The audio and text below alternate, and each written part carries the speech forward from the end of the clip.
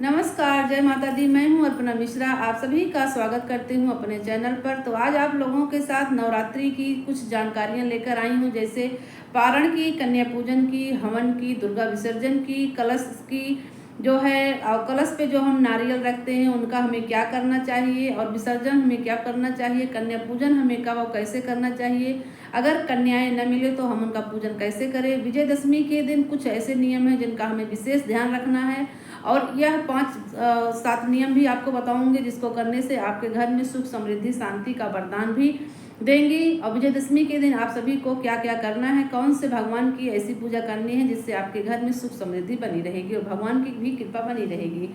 सबसे पहले बात करेंगे जो है शारदीय नवरात्रि। आप सभी को तो पता ही शुरू हो चुका है 22 सितंबर से 1 अक्टूबर तक। तो जैसे कि आज पता ही है 30 सितंबर आज अष्टमी है और 1 अक्टूबर को नवमी है। तो कुछ लोग हवन करते हैं 30 सितंबर के दिन, अष्टमी के दिन भी।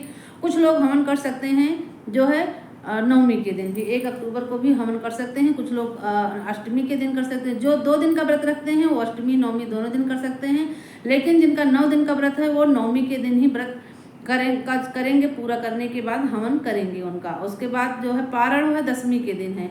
पारण का शुभ मुहूर्त में भी आगे बताऊंगी, वीडियो में बने रहिएगा। आप सभी को वीडियो अच्छा लगे तो लाइक सब्सक्राइब जरूर कीजिएगा, कमेंट में जय माता दी जरूर लिखिएगा, पूरा वीडियो देखिएगा और हमारी सारी वीडियो को आप लोग जरूर देखिएगा। वीडियो अच्छा लगे आप सभी लोगों को तो शेयर जरूर कर देना।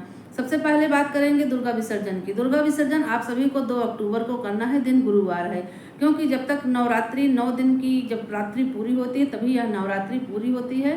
तो दुर्गा विसर्जन आप सभी को, दुर्गा जी की, बहुत सारे लोग दुर्गा की फोटो भी विसर्जन करते हैं, या तो आप लोग जो कलश रखे रहते हैं, नारियल रखे रहते हैं, पूजा की जो भी सामग्री हो उसको आप विसर्जन करना चाहते हैं तो 2 अक्टूबर को आप कीजिएगा, दिन गुरुवार को आप कर सकते हैं। विसर्जन का शुभ मुहूर्त मैं बताऊंगी, सुबह 7 बजे से शाम जो है 2 अक्टूबर को सुबह 7 बजे के बाद पूरे दिन में आप कभी भी कैसे भी कर सकते हो।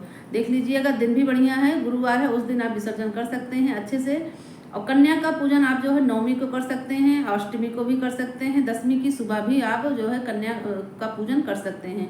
पहले आपको हवन करना है, पहले कन्या पूजन नहीं करना है। पहले आप हवन करेंगे, उसके बाद कन्या पूजन करेंगे, उसके बाद आप जो है दुर्गा का विसर्जन करेंगे, फिर अन्न पारण करेंगे। कन्या का जो है कन्या पूजन का शुभ मुहूर्त मैं आप लोगों को बताई हूँ। 2 शुभ मुहूर्त है कन्या पूजन में, एक सुबह का है 6 बजे से 7 बजे तक, दूसरा शुभ मुहूर्त है 10 बजे से 11 बजे तक। तो आप जैसे भी हो सके, ऐसा नहीं है कि आप कन्या पूजन जो है कर सकते हैं मुहूर्त में ही, जब भी आपको कन्या मिले तब भी आप पूजन कर सकते हैं, क्योंकि कन्याओं बहुत बिजी रहती हैं इस दिन। जब भी मिले आप तब भी कन्या पूजन कर सकते हैं। पूरा दिन 9 दिन जब तक नवरात्र है, माता जी का ही दिन है, इसमें मुहूर्त रखेंगे आप लोग तो कन्याएं मिलना मुश्किल हो जाएगी, इसलिए ध्यान रखिएगा। उसके बाद माता जी की विदाई को जो है इस दिन विजयदशमी के दिन आप लोगों को 2 अक्टूबर विजयदशमी यानी कि दशहरा है, इस दिन आप माता रानी की विदाई करके उनसे आशीर्वाद लेंगे, जिससे माता रानी का आशीर्वाद आपके परिवार पर, हम सभी के ऊपर हमेशा के लिए बना रहेगा और घर में सुख शांति समृद्धि बनी रहेगी। आपकी पूजा का, पूरे व्रत का फल भी आप सभी को जरूर मिलेगा। दुर्गा की जो है विसर्जन का शुभ मुहूर्त मैं बता देती हूँ आप लोगों को। दुर्गा विसर्जन का शुभ मुहूर्त 1 अक्टूबर शाम 7 बजे से है और उसके बाद 2 अक्टूबर शाम तक है, 7 बजे तक है। तो आप 1 अक्टूबर की शाम के बाद शुरू कर सकते हैं, यानी कि बुधवार से, और बृहस्पतिवार को पूरा दिन तक विसर्जन है, आप कभी भी कर सकते हैं, यानी कि पूरा दिन आपको टाइम मिलेगा दुर्गा विसर्जन का। जब आप दुर्गा विसर्जन करेंगे उसके बाद आप सभी को जो है पारण भी करना है। उसी दिन कन्या पूजन होगा, उसी दिन आप सभी को पारण भी करना चाहिए, क्योंकि पारण में विशेष ध्यान रखिएगा। पारण आप या तो खीर पूड़ी से करिएगा या तो दुर्गा जी का प्रसाद जो भी आप रखे रहेंगे उससे करेंगे तो ज़्यादा शुभ होगा। दुर्गा जी के प्रसाद से ही पारण किया जाता है, या तो आप जो कन्याओं को कन्या पूजन के लिए भोजन बनाए रखते हैं, जो रखे हैं, उससे भी आप खाकर जो है पारण कर सकते हैं, वह भी बहुत ही शुभ होता है। इससे भी व्रत का पूरा लाभ आप सभी को मिलेगा। पारण का शुभ मुहूर्त है जो है आपको पारण का 10वीं के दिन पूरा दिन आप जो है पारण कर सकते हैं, यानी कि 2 अक्टूबर को पूरा दिन आप पारण कर सकते हैं 7 बजे के बाद। 10वें विसर्जन 2 अक्टूबर को हो, गुरुवार को 7 बजे के बाद है। पूरा दिन आप कर सकते हो विसर्जन, अभी कर सकते हो और जो है पारण भी कर सकते हो। अब आप सभी से बात करूंगी कि जो है दुर्गा विसर्जन, जो भी आप दुर्गा विसर्जन के समय जो आप नारियल रखे रहते हैं, कलश रखे रहते हैं, उनका आपको क्या करना है, ध्यान रखिएगा। जो भी आप कलश में नारियल रखते हैं, कुछ लोग तो उसको विसर्जन कर देते हैं, कुछ लोग जो है उस नारियल का तोड़कर अपने घर में प्रसाद के रूप में वितरण करते हैं। कुछ लोग कन्याओं को भी दे देते हैं। जैसे भी आपके घर में होता होगा देख लीजिएगा। हमारे यहाँ तो हम लोग प्रसाद के रूप में खुद खा लेते हैं, कन्याओं को भी दे देते हैं। जैसा हो बन पड़ता है वैसे हम लोग कर लेते हैं। तो आप लोग भी देख लीजिएगा, जैसे आप लोगों के यहाँ होता होगा वैसे कीजिएगा। आप लोग भी ध्यान कर उसको कहीं इधर उधर नहीं फेंकना चाहिए। यदि आप नहीं खाना चाहते हो, प्रसाद के रूप में आपके यहाँ जो है दिया जाता है, तो आप जो है किसी नदी में या फिर किसी मंदिर में आप ले जाकर रख सकते हैं। अब हो गया नवरात्रि की। अब बात करते हैं विजयदशमी की। विजयदशमी की पूजा के दिन आपको 7 चीज़ें जरूर करना चाहिए। पहला है कि विजयदशमी के दिन आप लोगों को सुंदरकांड करना चाहिए, बहुत लाभ होता है। हनुमान जी और श्री राम की पूजा जरूर करनी चाहिए। विजयदशमी के दिन नीलकंठ पंछी का यदि दर्शन हो जाए तो समझिए बहुत ही शुभ होता है, बिगड़े काम बनने लगते हैं, भगवान राम की कृपा बनने लगती है।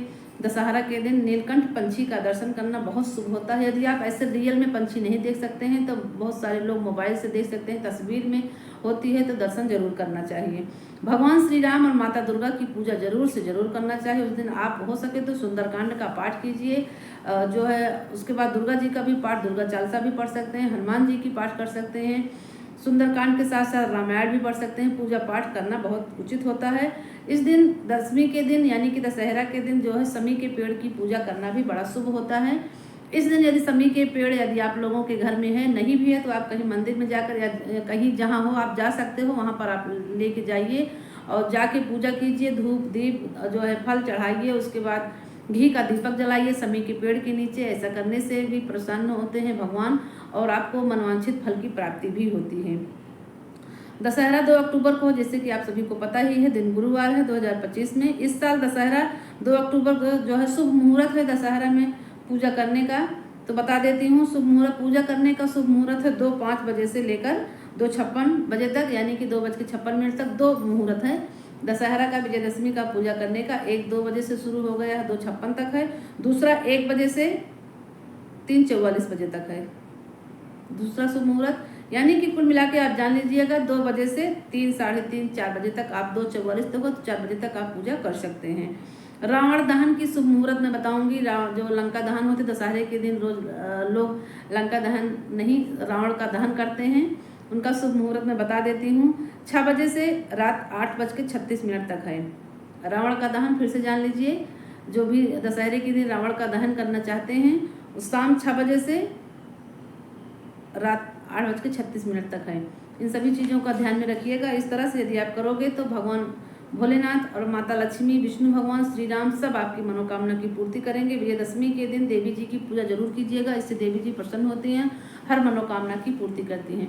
ध्यान रखिएगा, जब भी आप दुर्गा जी का विसर्जन कीजिएगा तो दुर्गा जी माता जी सबकी क्षमा प्रार्थना जरूर कीजिएगा। हवन आरती करने के बाद माता रानी से क्षमा प्रार्थना जरूर बोलिएगा। या देवी सर्वभूति सर्वमंगला, ये वाली आरती जरूर पढ़िएगा। इस मंत्र को पढ़ने से माता रानी प्रसन्न भी होती हैं और आपकी हर इच्छा को पूर्ण भी करती हैं। तो ये सब बातें हो गई। बात करते हैं कन्या पूजन के तुरंत बाद क्या नहीं करना चाहिए। कन्या पूजन करने के बाद तुरंत बाद आप सभी को झाड़ू पोछा मत लगाइएगा, ऐसा करना अशुभ होता है, क्योंकि कन्याएं देवी जी की साक्षात रूप के हम मानते हैं, साक्षात देवी जी का रूप ही हैं, इसलिए ध्यान रखना चाहिए।